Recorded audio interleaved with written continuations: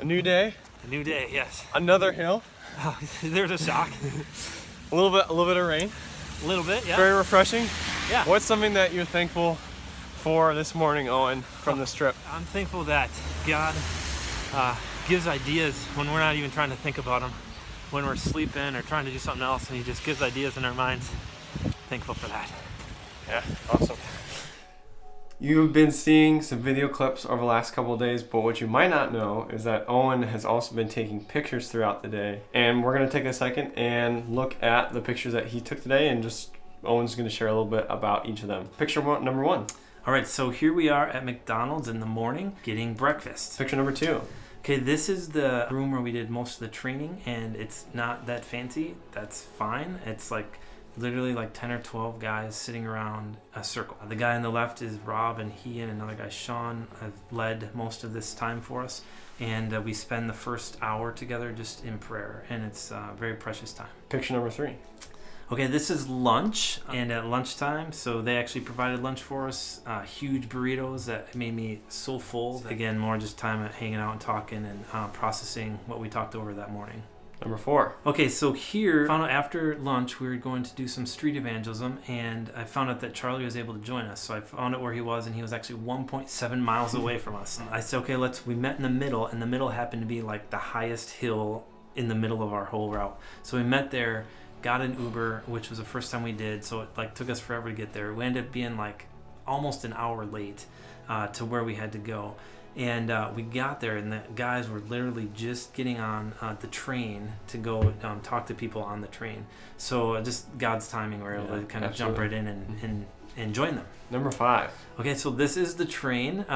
Thankfully, we were on other trains in this one, because this one, if you can tell, has no people on it. The people that you see in this picture are all people that are part of the church intensive. There's one guy that was right next to me, but wasn't interested in talking.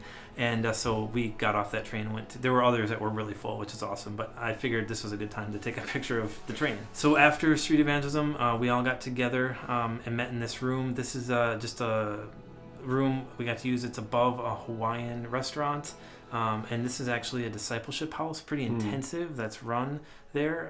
And I love it. I'd love to see something like that in Whitewater. They just let us use that space to kind of debrief the time and, what went well, what didn't, and just to pray over the conversations that we had, that the gospel that was proclaimed would take root and God would do something with it. Okay, so this is dinner after the official intensive time is over.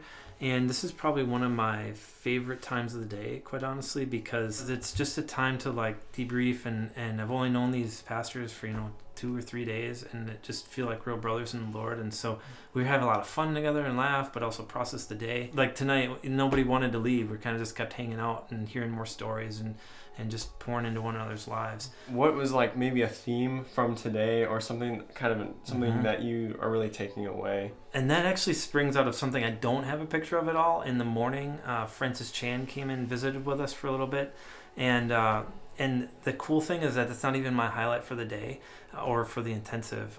He's a godly man. I enjoyed the time with him, but the highlight for me and the takeaway is that they have been very intentional about making this that is reproducible. You don't have to have some superhero powers or write 3 books or be Francis Chan for this to work. So I can do this, and we can do this in Whitewater. It doesn't have to be in San Francisco. There's no magic formula. It's just biblical principles, and so that's a pretty big thing. Thanks for sharing that, and that just makes me really thankful to be here and to be reflecting on that. And we actually got to ask one of the other gentlemen that was at dinner, that's part of the intensive, and got to hear kind of his response to a little bit about something he's taken away. So we'll hear from him now. Name is Kim Boswell.